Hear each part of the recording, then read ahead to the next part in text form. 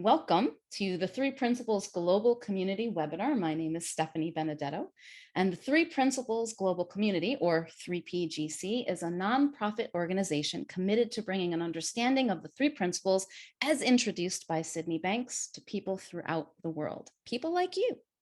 And today we have the amazing Mer Monson. She is a certified master transformative coach who plays in the transformative space with clients all over the world through coaching, speaking, teaching, and podcasting. She has worked as a mentor coach on the faculty of Michael Neill's Supercoach Academy and completed a year-long apprenticeship with him in 2019. Mer is also a writer and a poet, and she does extensive volunteer work with teen girls and her church leaders in her local community. So without further ado, Mer, I'm going to turn it over to you. Okay, thank you, Stephanie. This is such a treat. Hello to those of you I know and those of you I don't. This is really an honor for me. I was really surprised when Bonnie asked what I wanted to speak about and finding true religion came out of my mouth. I didn't realize I was ready to talk about that, but I guess I was. And I think the reason it came out of me was that it's really one of the places in my experience that this understanding has had the most enormous impact. And so it's on my mind a lot because of that. And I recognize that not everyone in this community is engaged with religion. But my hope is that for those of you that are, or for those of you that have a history of being engaged with religion, or for those of you working with clients who are in this space, that I can bring a little more ease to navigating that. So I just want to share a little bit about my religious history, not my 3P history. And just by saying that I am fifth or sixth or seventh generation into a particular flavor of Christianity. And I was born into that. It was literally my world. It was the meaning. It gave me meaning. It gave me a way to make sense of everything, gave me a way to understand myself in the world. There really was, I mean, it was embedded in my family, my neighborhood, my community, my friends, my school. It really was my world. And it came with many, many gifts. The gift of community and connection, the gift of a spiritual family. I give my faith credit for turning me into a kid that didn't dare ask to go to the bathroom, to someone in my 30s and 40s that could speak, stand up in front of large crowds, teach, and be a leader. I learned how to be a leader in my faith. And it also it gave me language and space to talk about the infinite, to talk about the formless, to talk about, in Sydney Banks' words, divine mind and divine thought and divine consciousness. It gave me a comfort with it. And when I fell into this understanding, it was familiar territory for me in that way. It wasn't difficult. All that said, from the time I was an early teen, it's also been a rocky ride with my religion. I'm a seeker, I'm a questioner, I'm a pusher. And so I bumped up against it a lot internally. And that was a gift in itself, which I could give a whole nother talk about, but I won't today. But needless to say, I've always been drawn to things of the spirit. I studied scriptures of my own accord for many years. I did a study abroad program in college. I lived in Jerusalem for many months and learned firsthand about the Muslim faith and the Jewish faith and the Christian faith. And I even served as a full-time missionary for a year and a half, many, many years ago, and studied many different religions in college. So And when I found the 3P world through Michael Neill, I just kind of left it all behind inside. I just dove into that deep, gorgeous water. And that was so good for me, as it is for all of us. And that was about 5 years ago. And a couple of years ago, I felt myself doing a U-turn, if you will, and beginning to look at and engage with religion from this new landing.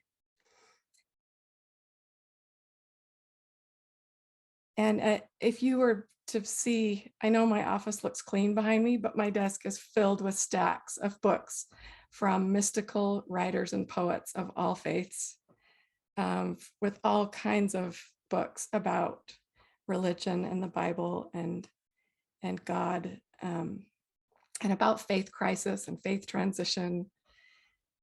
And my friend Jennifer is on this call today, and she and I spent a year just exploring passages in the Bible from this new lens.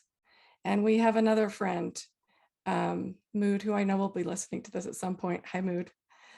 Who is a Muslim, lives in India, and the three of us love to explore what is beyond and beneath and before religion. So all that just to say, this is not something I haven't thought about much.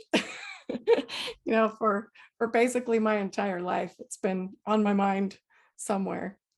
And I, by no means do I hold myself up as an expert. But my inclination for today is just to share my own insights from the journey, to share what it looks like to me now.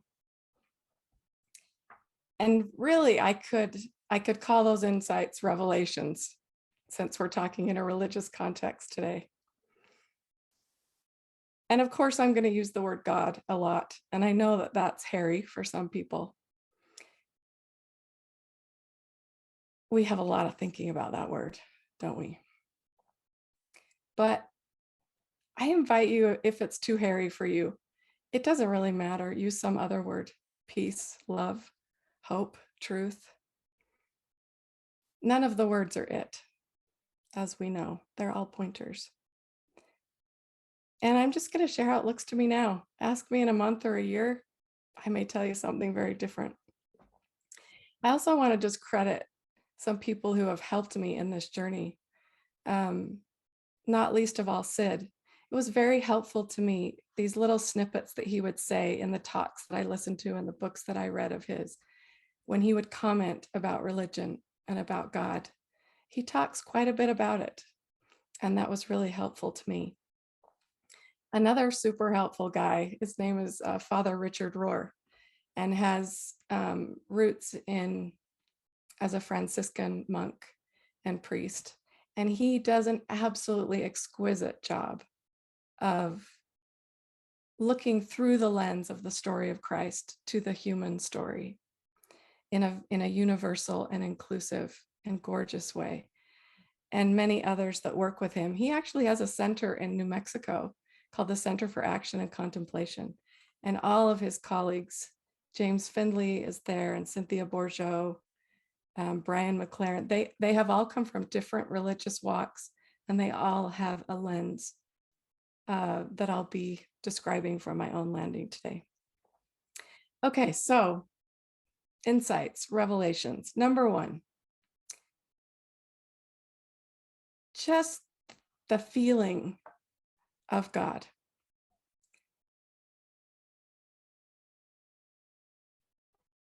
And the enormous difference between thinking about God and talking about God and experiencing God. I realized that while I had had these touchstones along the way in my religious journey of feeling that presence and experiencing it, I had spent the vast majority of my effort on thinking and talking rather than experiencing. And this is kind of a dumb metaphor, but that difference between reading the ingredients on a chocolate bar and putting it in your mouth, Like there's no comparison. And that distinction became really clear to me up front.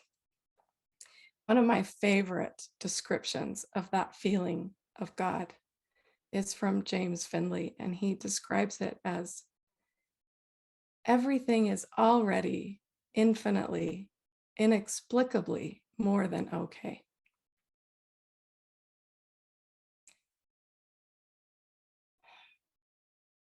And the recognition that that's not earned. That was huge for me. That was a massive revelation. But there was nothing I needed to do to touch it, to feel it, to explore it, to embody it. Yeah, so I could say amen right now and we could be done, but I will share more. Another revelation is that just like everything else, religion is made of thought. The first thing that this enabled me to see was that my own experience of my own religion was made of thought, that it was coming through me, not at me.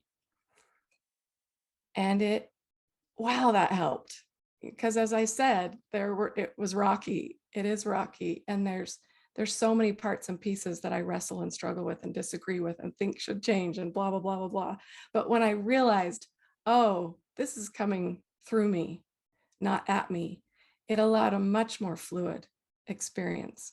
So sometimes I would go to church and be up in my head and be upset and frustrated. And other times I would just, ride that deeper stream and be fine. And it allowed a much more fluid experience for me. But beyond that, just this recognition that God is not religion. God is so much bigger. And it's not that religion is not in essence about all of the rituals and rites and dogma and practices that get created. It's about the place they get created from. It's about Rumi's field, that place beyond ideas of wrongdoing and right doing. Yeah, I remember in that poem, he says, where you lie down in the grass and the world is too full to talk about. That's what it's about. There's a couple of metaphors that really helped me see this. And one, I couldn't find exactly the right answer for where it was from, but the idea of a finger pointing to the moon. I realized that I had spent the vast majority of my life looking at the finger and talking about the finger and obsessing about the finger and trying to share the finger. And all of a sudden I realized, oh my gosh, it's not about the finger. It's about what it's pointing to. Another favorite metaphor is Alan Watts. He talks about looking through the blue sky through a window and then having it painted blue. Like it's recognizing that difference. I'm looking at a blue painted window versus I'm actually looking through it. Religion at its heart is a lens. It's a stained glass window that's meant to look through, not at. So I thought it might be fun just to share a little bit of some of the stuff I'm reading that points to this. And one of my favorite Sufi poets and mystics is Hafiz, who lived in the 14th century. And he writes this beautiful poem about this. It's called Someone Should Start Laughing. I have 1,000 brilliant lies for the question, what is God? If you think that the truth can be known from words, if you think that the sun and the ocean can pass through that tiny opening called the mouth, oh, someone should start laughing. Someone should start wildly laughing now. I just love that. I mean, that's what it started to look to me like. That's how ridiculous it started to look to me that we could put God in a box of words and ideas and concepts. And finally, this idea of religion is made of thought. I just realized my reality, my perception of God, my idea of God, my explanation of God was not superior to anyone else's on the planet. And oh, what a relief that was. That was a burden to carry that. It was such a relief to set it down. Not that there's not beauty in my lens and my window, but that it isn't superior. Okay, next revelation. I'm going to try to describe to you what happened in my perception of God and who and what God is.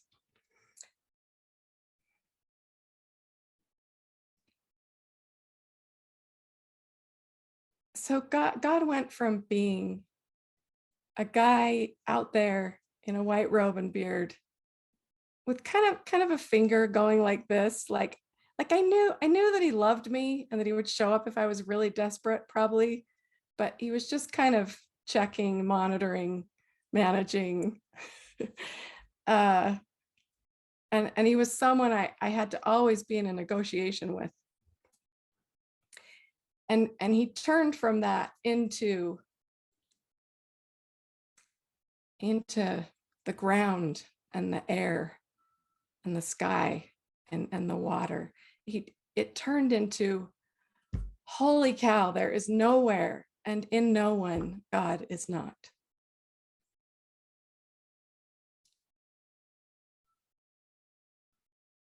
That all of creation, including you and me, are the hiding place and the revelation of God.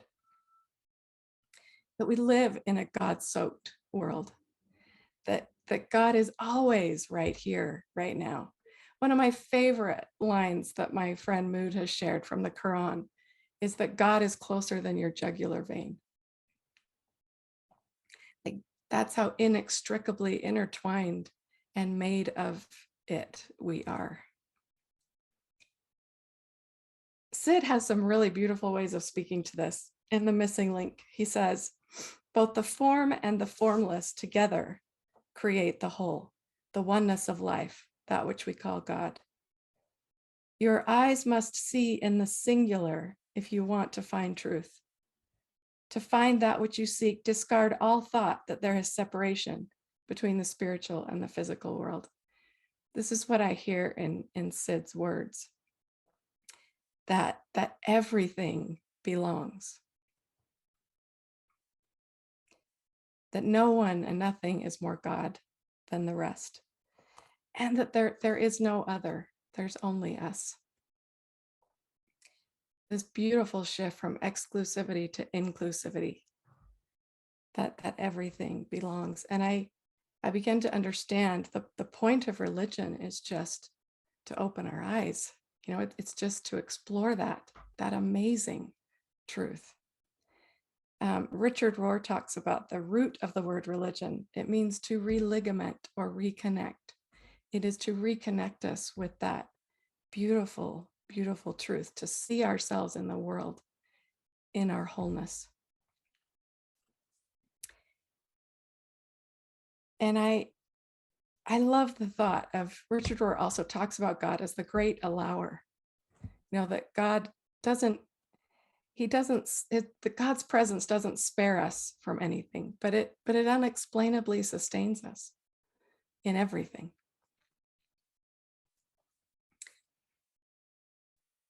So as you can imagine, there was so much relief in this revelation for me, that the only thing that separates me from God is the thought that I am, that I literally can't be.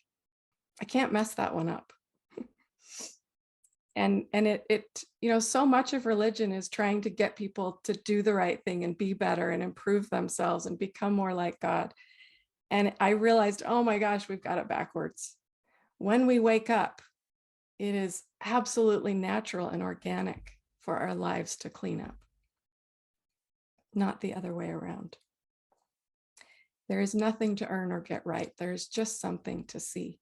And when we see, there's a beautiful passage in the Bible that when our eye is single, our body will be full of light.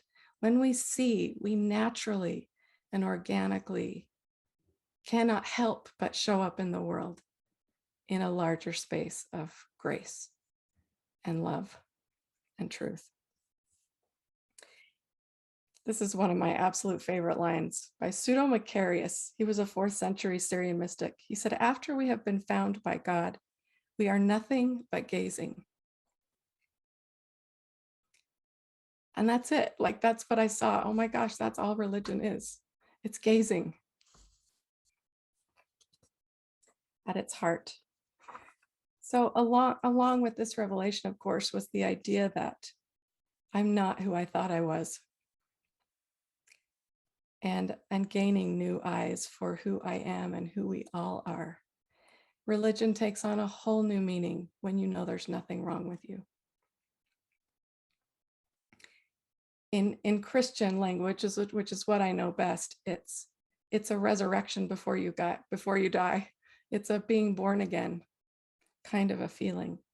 And this understanding of a true self and a false self, that at heart and at truth, we are made of love and resilience and truth and peace and creativity. And that this person that I had been spending my life trying to improve and correct and fix and save and get saved was just an idea in my head. Nothing more than that.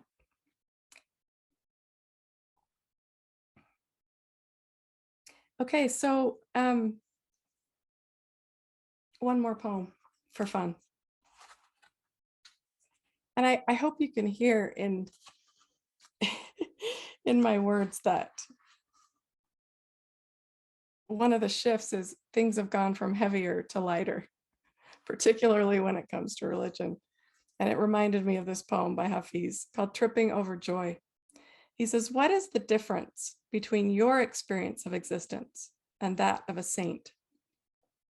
The saint knows that the spiritual path is a sublime chess game with God, and that the beloved has just made such a fantastic move, that the saint is now continually tripping over joy and bursting out in laughter and saying, 'I surrender.'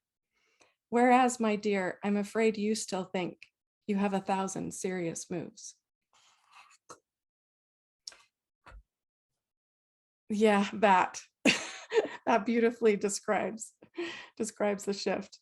So just a little bit of what's changed for me. Besides, I keep taking God out of the box that I find I put him in, or it in, or she in, or whatever it is in. The first big shift was, holy cow, we've complicated things. The realization of we've taken something infinitely simple and made it unbelievably complex. And I just understood where all these expressions are just fingers. All these religions are fingers. All of them are just windows. And they're all pointing to the same beautiful story underneath. Another thing that happened for me was, if you think of this continuum of literal to metaphor, in growing up, I lived over here. Like my faith and my religion and its dogma and everything about it is literal. And I find now that I sit more over here towards the metaphorical side, that all religions are metaphors. You cannot talk about God with any words at all. So that's all we've got, is ideas and pictures and metaphors, but none of them are it. But I find myself sitting over here and falling in love with texts from all faiths and all religions. Another shift has been just the meaning of faith for me, what faith is. You know, it used to be this holding on to an external list of concrete ideas. And now it just seems as simple as a side effect of seeing. It's just a side effect. And it allows me to navigate, not in a known and certain place, but in the unknown. It allows me much wider arms to hold on to ambiguity and paradox and questions. I've also heard faith described as, that private surrender to your own knowing. And it's that too. It's a completely new relationship with who I realize I am, actually. I could say a whole world about how prayer has shifted. Uh, but at heart, it's shifted from a transactional relationship to a transformational one. It's more of a resting in than a seeking. And finally, I would just express that what's happened to me in this shift is I've fallen in an infinitely larger ocean of love. Like there is so much less in the way of me falling in love with other human beings, no matter who they are, no matter where they come from. And I just get that it's about love, period. Not as a goal or as a job or as a duty, but just as a reality. I want to share James Finley's description of this is so gorgeous. He says, infinite love in an ongoing act of love is creating us in the image and likeness of love for love's sake alone. So love is our origin, love is our sustaining ground, and love is our destiny. I just love that. And amen to that. So what does this have to do with the 3P world, with our clients in a 3P context? I just wanted to say a couple things about that. One of the memories that came back to me was when I was doing a 3-day intensive with a client, and I wasn't saying anything about religion or church or scripture. And she kept saying, oh my gosh, that's what that means. Or she'd say, that's what Jesus meant. Oh, I get it now. I get that scripture. She kept making her own connections in her own mind to all of these language and ideas that were a part of her history. And that's one thing that can happen, is we or a client can wake up to what passages really mean. When you're sitting in a different landing, words can mean something completely different. That said, this can be a rough ride. Extricating and disentangling religion from what I'm calling God can be a very tough ride. It was for me. It was very tough in spots. And it reminded me of this passage from Barbara Brown Taylor, one of my favorite authors and pastors. She's referring to, you've probably heard the phrase dark night of the soul, that St. John of the Cross, another mystic, talks about. And he says, the dark night is God's best gift to you, intended for your liberation. It is about freeing you from your ideas about God, your fears about God, your attachment to all the benefits you have been promised for believing in God, your devotion to the spiritual practices that are supposed to make you feel closer to God, your dedication to doing and believing all the right things about God, your positive and negative evaluations of yourself as a believer in God, your tactics for manipulating God, and your sure cures for doubting God. All of these are substitutes for God, John says. They all get in God's way. And so that's a beautiful description of what happens as that becomes disentangled and we get clear eyes. We can help ourselves and our clients get clear eyes for that difference between the real deal and that messy box of words and ideas and concepts. And this can cause one of two things to happen. Sometimes we fall back in love with a faith, with a religion, because we can see it in its essence and its simplicity.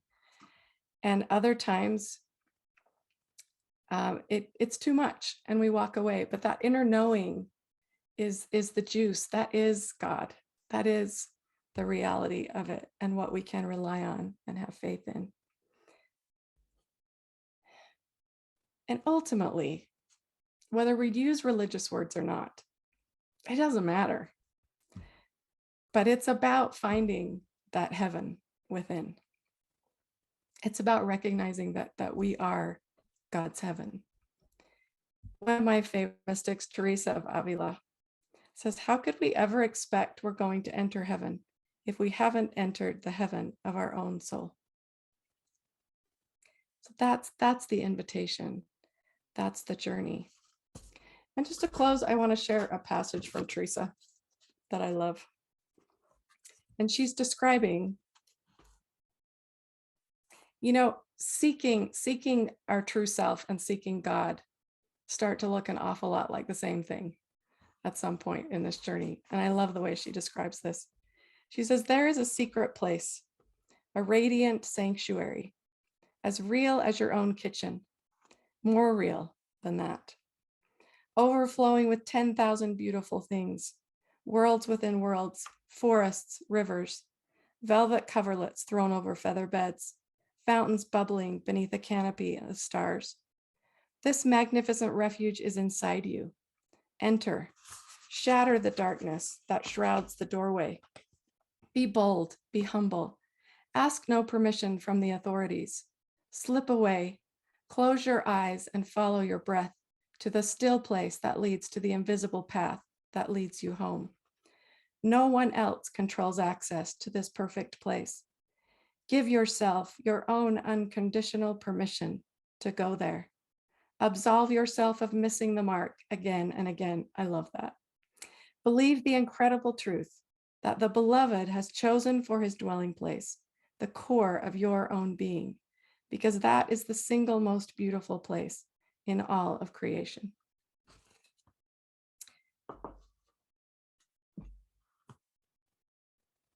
So yeah, that's what I got.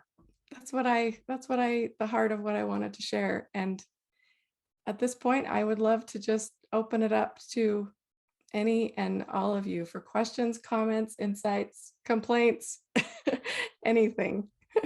So I'll turn it over to you, Stephanie. I don't think you're getting any complaints here, Mer. Oh my goodness. Yeah. So if you have a question or something, an insight, something you're seeing that you'd like to share with Mer, please raise your digital hand. You can find that by going to the reactions box. Aha, I will call upon you, or perhaps even ask you to unmute. So first we have Zelda.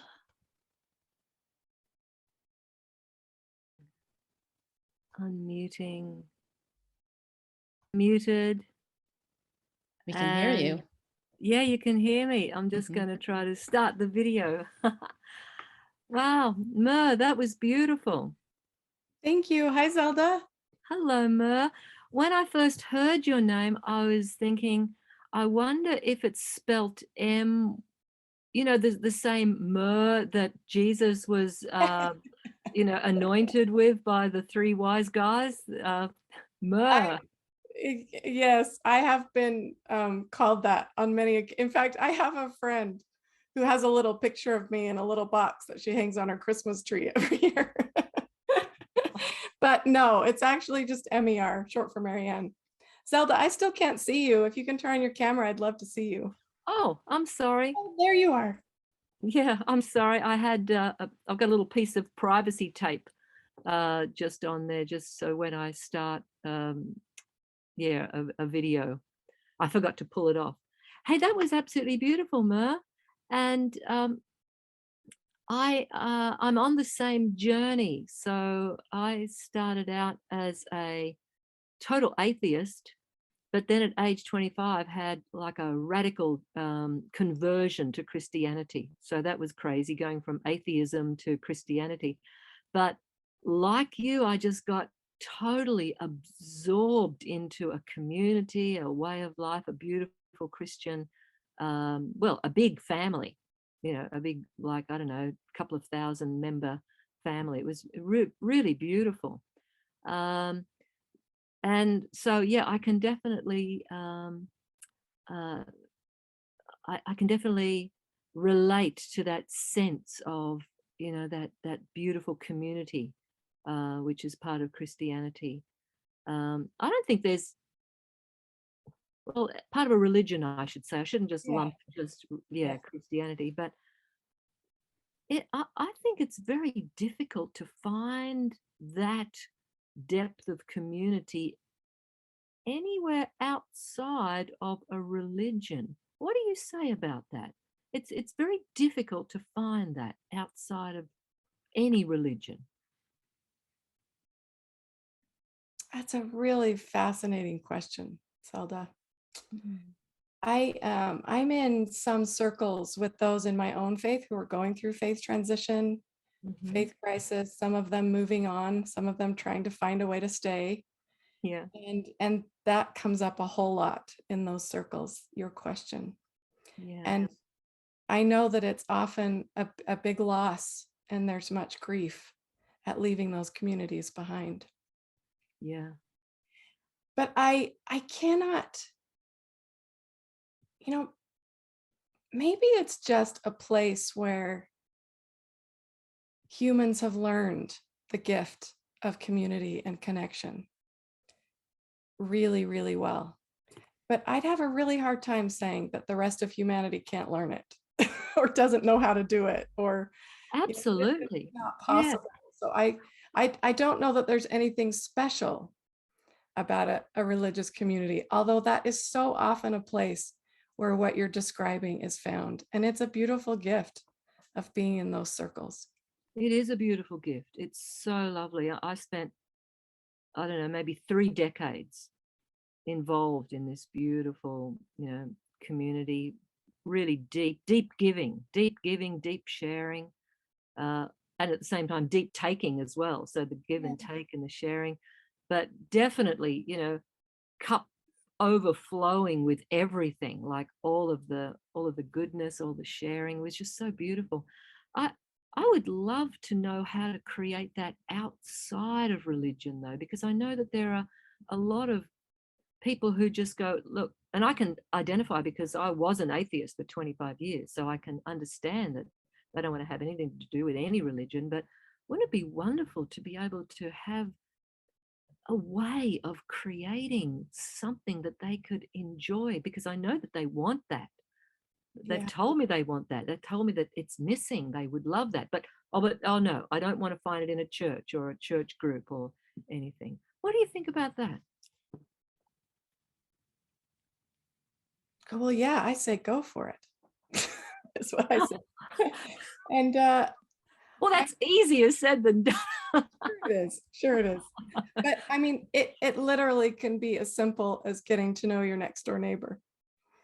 It doesn't have to be a complicated thing in the end. But I was reminded of one of the beautiful books I've read through. His name is Brian McLaren, and the book is called Faith After Doubt. And he talks about creating those communities, not around a rigid set of beliefs, but about, shared core values of love and hope and faith and a much broader way of holding that.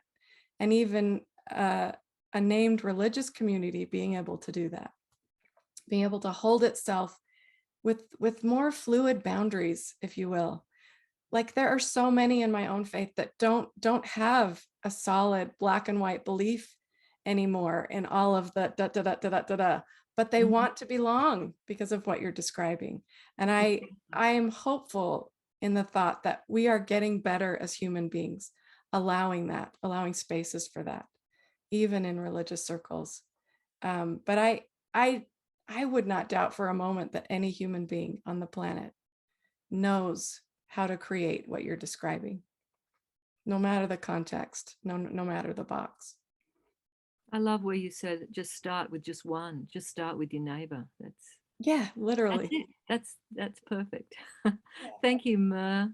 Thank you, Zelda. It was a delight listening to what you have to say. I'll keep being here. Thank you so much. Thank you. And Ellen. Hi, everyone. Thank you, Mer, for all of it. It's so beautiful to see you again. And there's something missing in my office, and now I know what it is. What is it? Chair swing. Oh my gosh, yes. I might have to get one right for that spot right there. So this is my new religion, Ellen, my swing. Do you use it? Oh yes, it's wonderful. Yeah, I think I might. It looks like a great spot.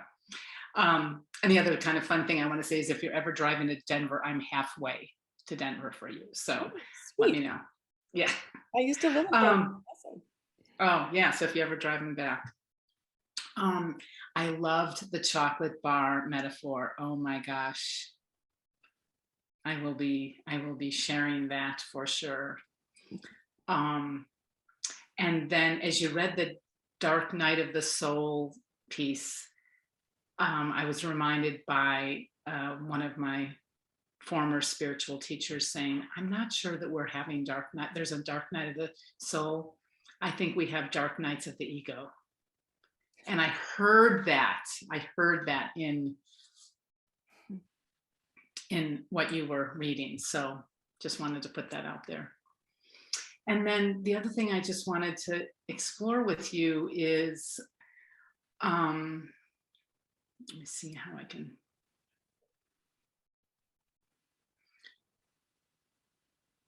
In your journey where you are now, do you ever struggle? Well, so in a parallel but very different journey, I would say I sometimes struggle with wanting to do religious studies with different religious groups that I'm with. And it has nothing to do with the group or the religion, but I feel like they're all like seeking for that knowing or that relationship with God. And it's like, once you have it's hard to, I can be challenged for me to participate in the study of it. And I'm just wondering if you had any comments on that. Say a little bit more. Actually, before I do, I want to say, the other thing I wanted to say was to Zelda was, isn't this where, this is it? This is our community. Like the 3P community is exactly what I felt like she was wanting. And it's like, so bring people in here, But back to,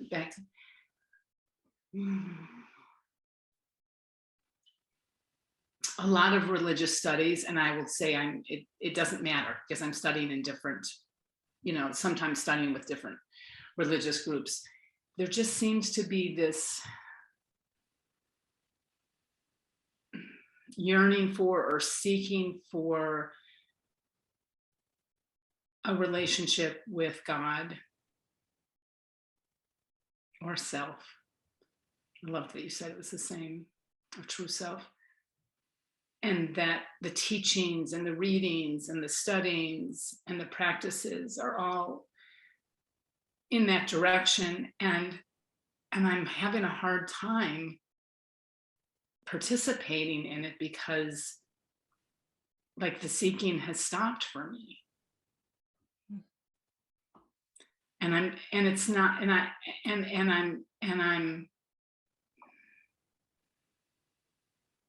it's like when you have that experience, when you have that knowing of your true self, of God, when you have that relationship, then whether it's Bible study or text study, other text study, it's just, I don't know, maybe,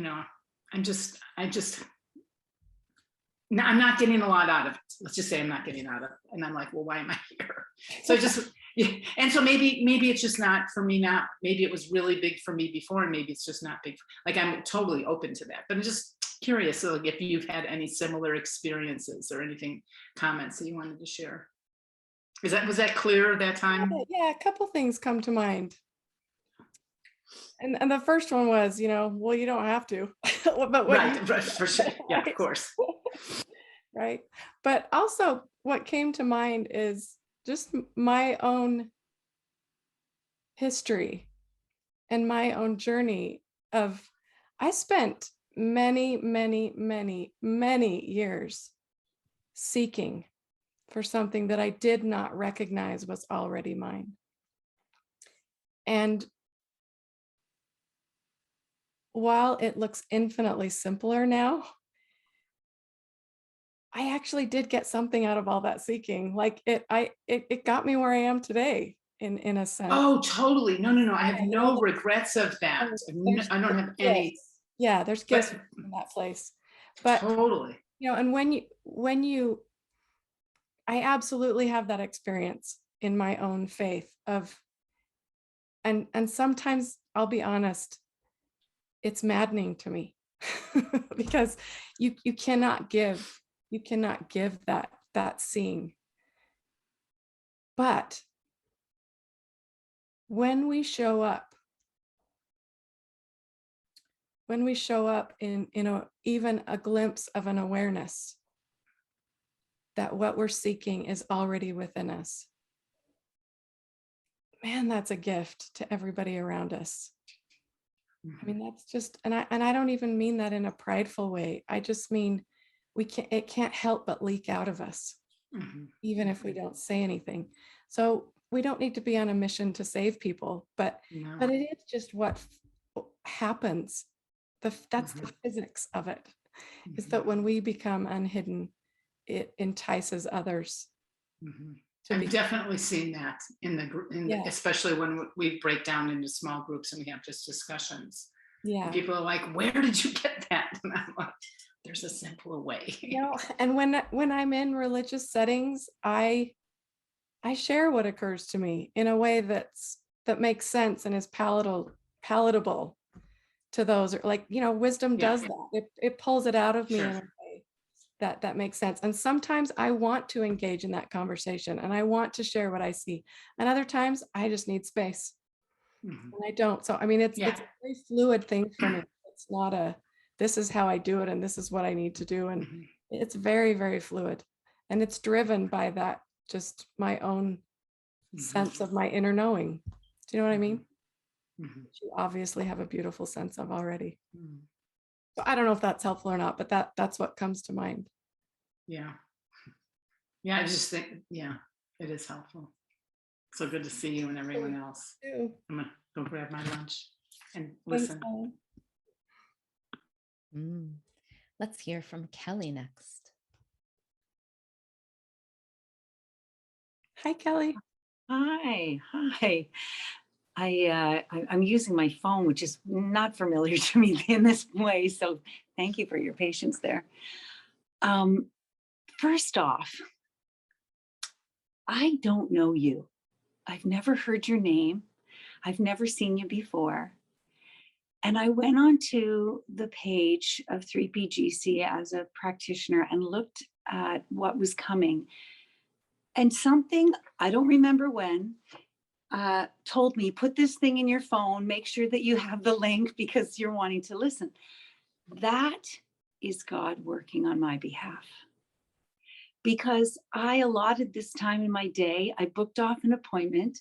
And, there's times where it's like, I don't know what I'm going to see here, but I just know I'm supposed to be here. I'm just supposed to be in that place. And so I got myself here. And what I've got to say, Mer, is this feeling that your depth and breadth of the gift that you've been given and the experience of the learning that you were given. If you sat there with no words, I would just be falling in that space of love with you, because you had so many beautiful things to share. And, I wasn't even catching them. I wanted to, and I thought, no, just be, Kelly, just be.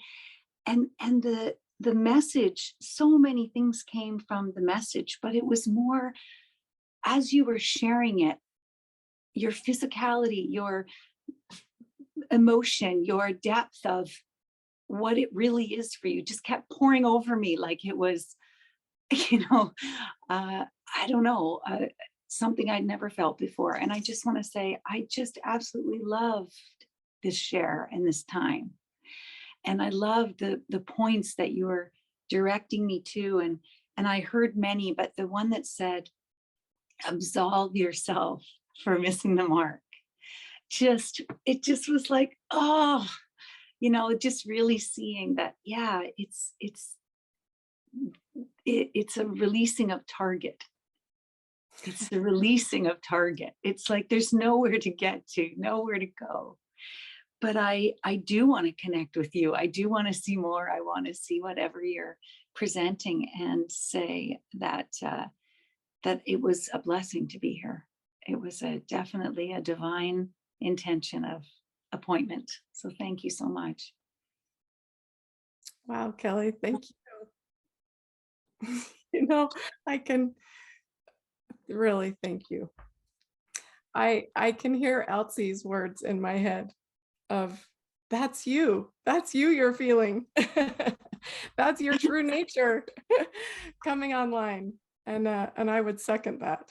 I would second Elsie's words wholeheartedly. I love what stuck out to you of absolve ourselves of missing the mark. One of the things I didn't really talk about much today, but has also been shifting for me, is this slow widening of my arms to include all the messiness of my humanness. You know, that also belongs. And that it's all fodder for truth and beauty and growth and joy and what it like that it all of us belongs. And yeah, that's a gorgeous truth all in itself, and which leaves us in no other place but to accept that we are neurotic and we are crazy and we are messy, and it's all good. And it's such a different game when we hold that with clear eyes that no, compassion is the answer, especially for ourselves. And I'm still learning that. I'm still on that curve. I have not got that one down, but man, I've come a long ways. Yeah. I felt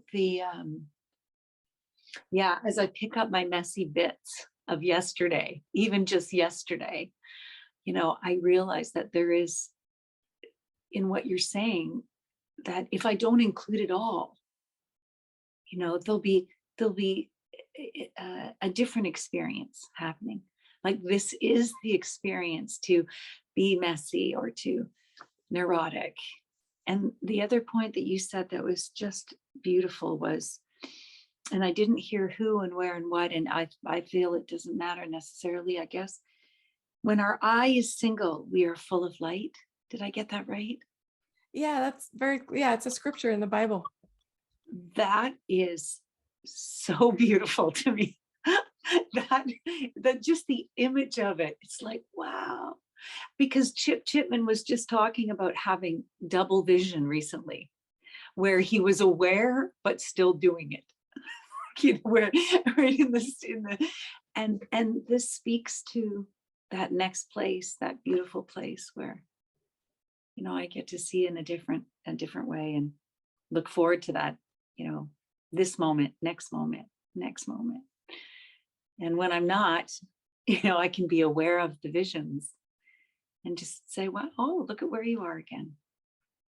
Yeah, it's such good news that we don't have to divide ourselves at all, ever. You know, I love that image too. I actually loved that scripture for years and years before I ever understood it in this way. I never quite could get it. I would always be like, there's something here and I can't quite see it. But that's how it makes sense to me now. And it's gorgeous. It's just that it's what Sid was pointing to, that when you can see that there's only always one thing happening, man, it'll get easier. Yeah. One love. Thank you for the gift today. So nice to meet you. Thank you for the gift. We have a bit more of Mer's time if anyone else has any questions, or else we can just ask Mer to take us on home with something else. I'm up for either.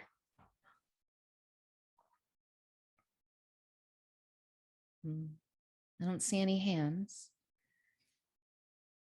You know, I actually do feel moved to share something, Mer, because I hadn't thought a lot about this. I've been involved in different sects of Christianity throughout my life. And I've really started to see what you were saying about God in everything and everyone and everywhere. I said, oh, I used to think that meeting enlightened people was rare. And now I see it every day. It's like oh my goodness, now that I have eyes for it, I can't stop seeing wisdom / God / source / spirit / whatever you want to call it in everyone. And it doesn't take long, So thank you for that reminder. And it's in me too. I'm feeling it as well. Thank you. Oh, that's gorgeous, Stephanie. I love that. It reminds me of that line from, I think it's Les Mis, to love another person is to see the face of God. Yeah, it's really fun when you don't have to count on enlightened people, quote unquote, right? Yeah, gorgeous.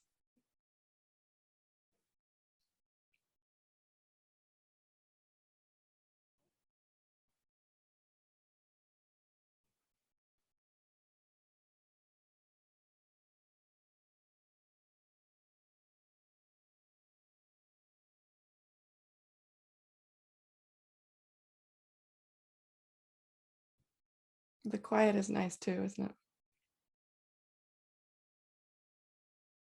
Yeah. I think God is always pregnant when it's silent, I'm happy to share one more poem before we close up. Do we have a few more minutes, Stephanie? Oh, yes, we do. Please. Let's see, just for fun. This, oh yeah, I'll share this one. This is from Rainer Maria Rilke, an Austrian poet and mystic who I love.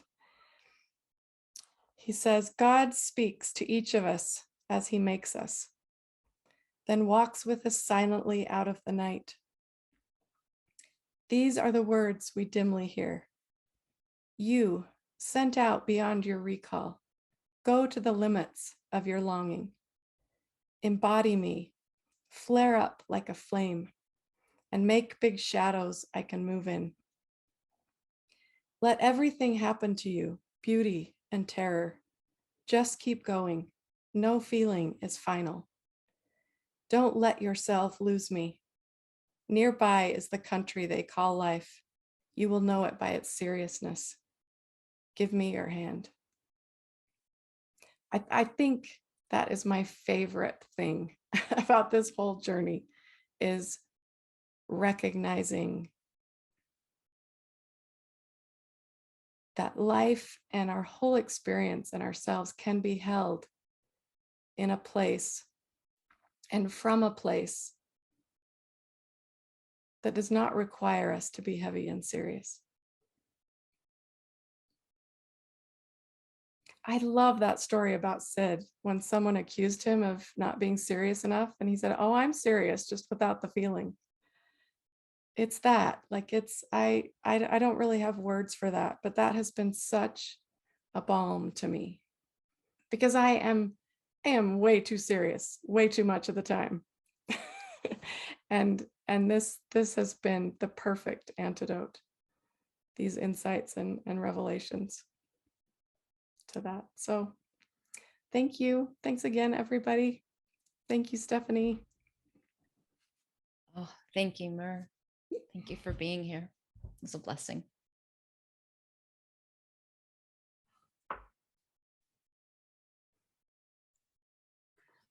Thank you, Mer. It was beautiful. Zelda. I loved all your poetry choices. Oh, thank you. Yeah. Where can we get a list of all those beautiful poems so we can just suck them all in again and absorb them and just bathe in them? They were beautiful. If you reach out to me, I'm happy to share them. You can find me at mermonson.com. Mermonson.com. Okay. Thank you, Mer. You bet. Thank you, Stephanie and Bonnie. You're very welcome.